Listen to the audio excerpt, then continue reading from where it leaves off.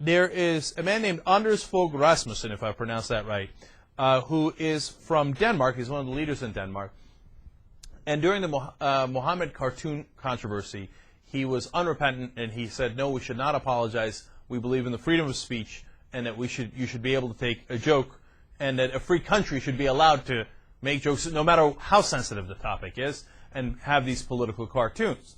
Now, he's angling for NATO Secretary General, but it appears that he will not be able to get that unless he apologizes to the Muslim countries and to the Muslim world.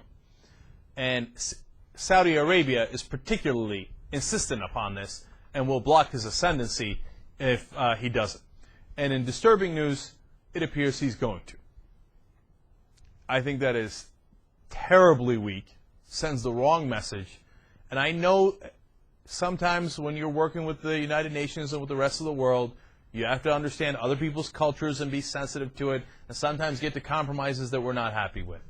But I don't think this is a compromise that we should make. To say, oh, no, you're right, Muslim countries, we're so sorry for offending your sensibilities here in the West. We promise we'll never make another joke or offend you in any way, shape, or form otherwise. Well, we can't make that promise, and that's ridiculous. And that's not the way Western society is set up, and that's not the way Eastern society should be set up, or Muslim societies. In fact, it doesn't even, if you ask me, go to the intention of the Quran. They say, oh, no, you don't understand. In order to enforce the Quran, our authoritarian leaders are the ones that must set the rules. Well, if you disagree with them, then they say, oh, no, I don't want you to have freedom of speech. And that doesn't help the Muslim population within those countries either. So I think it's a terrible precedent. I'm disappointed that he's apologizing over it. And look, I'll get more specific too. I mean, Saudi Arabia and some of the other Muslim countries are so worried about being offended. I mean, how strong is your religion if it can't take a joke? Seriously, think about that for a second. They say, oh, no, you don't understand.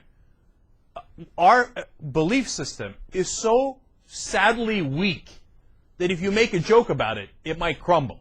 That we'll get so offended and we'll cry. We'll cry into our burqas. I know they have burqas in Afghanistan, not in Saudi Arabia. But, oh, no, you made a cartoon. Who cares, man?